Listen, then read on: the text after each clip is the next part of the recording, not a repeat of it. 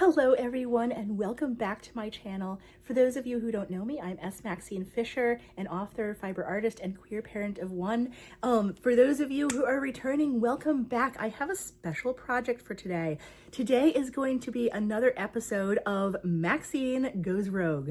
I am going to be revisiting a pattern that we've done on this channel already, but I want to see if I can modify it to make it more market friendly and more me friendly? I don't know. So we are going to be doing Anchor the Octopus. Yes, the one that we did in rainbow color with Posh Pearl. But today I am going to be doing it the traditional way in blanket yarn. And I want to see if there is a way that I can make the tentacles easier to work up.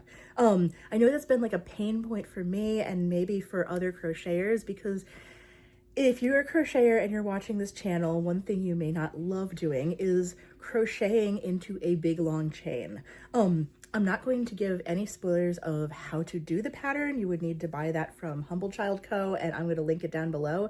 But I'm going to be showing a technique. I'm going to try a technique of my own that might make this just a little bit easier and less painful on my arthritic hands. So let's see.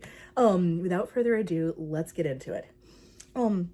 So the yarn I'm going to be using for the tentacles is this Bernat baby blanket. It is so buttery soft. I absolutely love working with this. I use it all the time for like my smaller mushroom guys, not this baby mushroom guy that's going to be at my market, but kind of the bigger ones and the jumbo ones.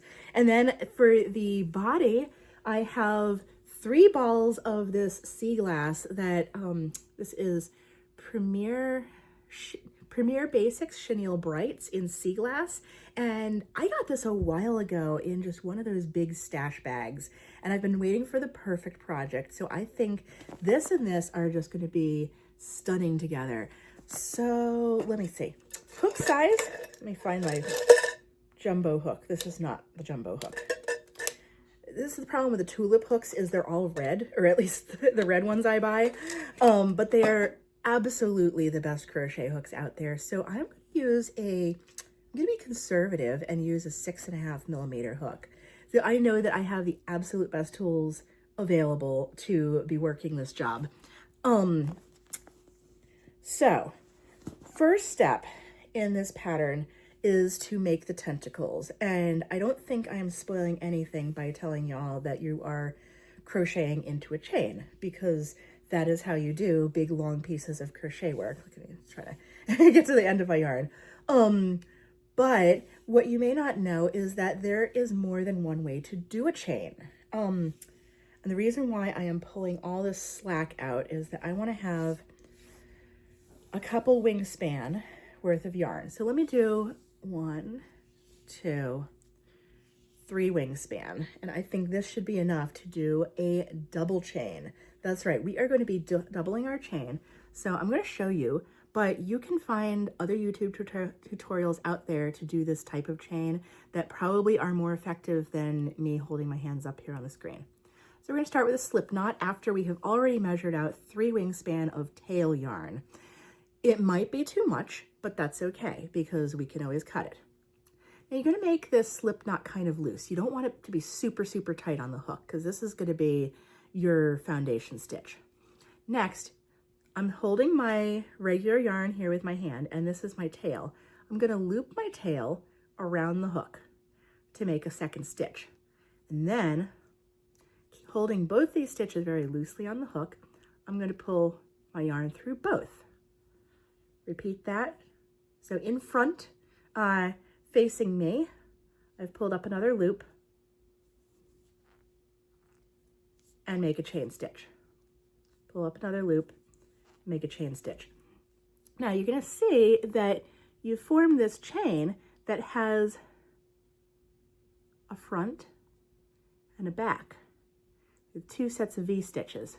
So when we crochet back along this chain, we're going to be going through both loops of these V-stitches, just like you would crochet back along a row of single crochet.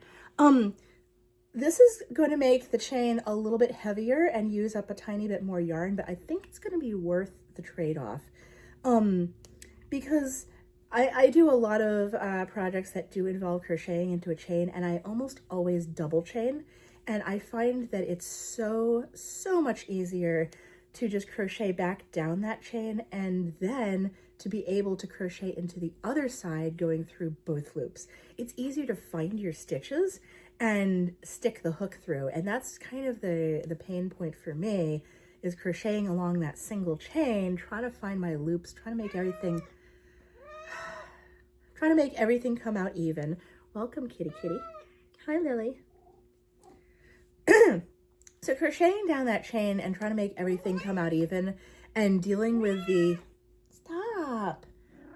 So nice of you to join us. Hi there. She wants loves. Aw. I love when she wraps her tail around my head like this. So anyway, as I'm talking, I'm just making this big long chain here. But I'm going to need to pause the video, go to my pattern, and figure out how many stitches I actually am going to need and count them out. And I will rejoin you folks when it's time to do the rest of the tentacle. All right, I did finish my long double chain. Here it is. This is going to come out so cute. It's going to be so beautiful. One thing I did is I did go back and measure how many chain stitches, how much tail I had left over, and I had almost 2 wingspan left over. So for the rest of the tentacles, I'm just going to measure out 1 wingspan and change. That's going to be like 3 to 4 feet. I don't know. I'm not actually using a tape measure. So for those of you who don't know, a wingspan is the length of both arms stretched out from hand to hand, if you stretch your arms out. So I measure out 1 wingspan and like maybe another, I'll call this a cubit, the length of my forearm to fingertip. So I think that should be enough to make the double chain. Finally, when you count out your chain stitches, you're going to count out 1 fewer than the pattern requires. You double chain 1 fewer than the pattern requires, and then you single chain 1, because that's going to be your turning stitch.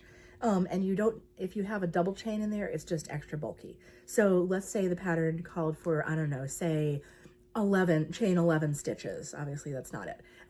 But you would double chain 10 and then single chain 1. So now, without further ado, we are going to chain back down this row. And I am going to go back to my pattern and do the rest of the tentacle. All right, folks, coming on to show you my progress. I have 1 tentacle all done. Yay! I really like how this came out. It was easier and at the same time harder crocheting into the double chain, not gonna lie. So the challenge I ran into was that the chain just felt tight. It felt tighter crocheting into, and I think to do it again, maybe I would size up my hook. My problem is that I'm using a 6.5 millimeter hook. I don't want to size down for the actual crocheting. But the next size is literally 8 millimeters. No, this is 9, but 8 millimeters is the larger size. So yeah, I don't want to use this for the chain, because this, like, look at the difference in size between these.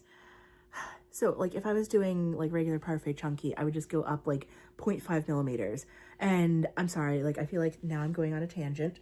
But yeah, so crocheting into the double chain was a little bit tight. I'm just going to make it looser and hope for the best. So anyway, the next step is going to be to crochet the back of the tentacle, and I will once again be ta-da, crocheting into a chain. So let's get out our sea glass and get started. All right, so I'm going to do a wingspan, and then I'm going to do another cubit and just a little change. Give it like an extra 3 inches just for good measure. When you crochet, you realize what they mean by for good measure, and that just means to make sure that you have enough and that you're not going to lose yarn chicken after crocheting a big freaking long piece. Okay, here we are at the end of the back of the tentacle. Wow, this came out so good. I feel like, yeah, look how nice and even that looks. Like you can see the V of the tops of the stitches on the top, but also the bottom has the same look. And so now I think it's going to be a lot easier to crochet into that edge. But here is the moment of truth, because now I am ready to back this up to my tentacle bottom and see how this works up. Hallelujah. Okay, I think I'm ready for this. Let's see how this works. Oh my goodness. Oh my goodness, yes, this is so much easier. This is so freaking easy. Okay, now where am I? Where's my stitch? There it is.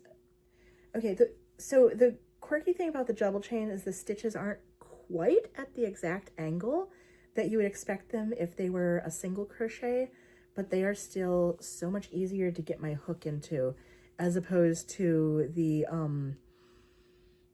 other way, the single chain. So now we're going down the back of this tentacle, and I've got like the bobble side toward me, and I'm just like literally just single crocheting into a chain, just single crocheting into both sides of the chain.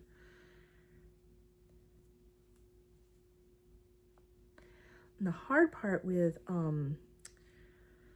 Anchor the Octopus is getting like halfway down, or worse yet, getting all the way to the bottom of the chain and finding out that you're a stitch short on one side or the other because you miscounted into those chain stitches. You have to be so careful that you're getting the right number of stitches and that you're hitting the correct loops and not accidentally skipping a loop.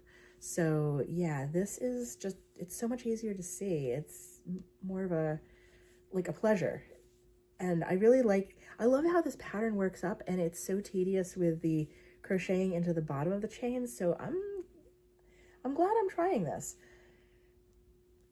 It always helps to kind of, I know I'm maybe sort of reinventing the wheel, but sometimes the wheel needs to be reinvented a little better.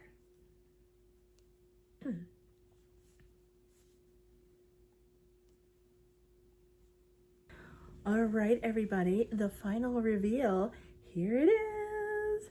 OMG, I just want to take a moment to admire these colors. The sea glass and the cream just look so fantastic, and I love how even this came out. I am loving this pattern.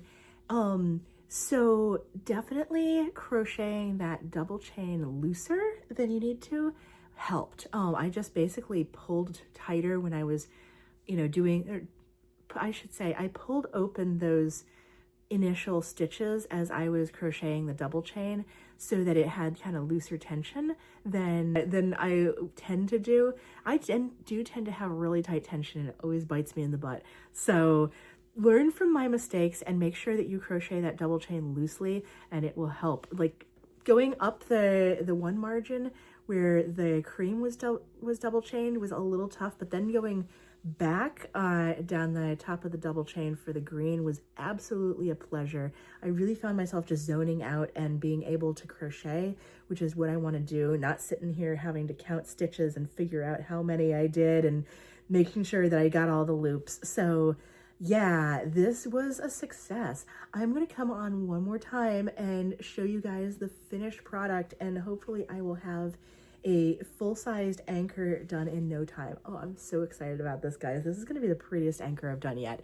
I'm already thinking about like what I want to do for the eyes, and I'm thinking, so I have this kind of like limited edition set of Pride themed sinker eyes, and I have a Pride market coming up May 31st. It is for our local Latino Pride organization, and last year I had the most jumbo anchor you've ever seen. I used Parfait XL and Big Twist Plush, and it was so stunning. That one sold, and somebody was like walking around with it on her shoulders.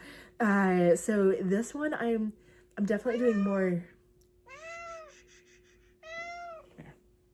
Kitty. This one I'm definitely going to do more neutral colors, like it's going to be this cream and sea glass, but I think I'm going to do the Pride Sparkle Eyes. Lily, so nice of you to join us. That's my kitty. The Pride Sparkle Eyes, they literally have like little stars in them, like star chunky glitter, and then they have like a rainbow that's like watercolor rainbow behind it. They're really super pretty, and I think that will look really nice against kind of the more neutrals. So let's see, I am excited to show you guys the finished product.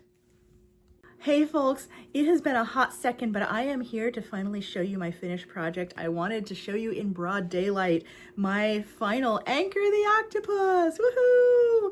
So I finally did it. I finally finished it in blanket yarn and it was super easy doing the tentacles in the way that I showed y'all.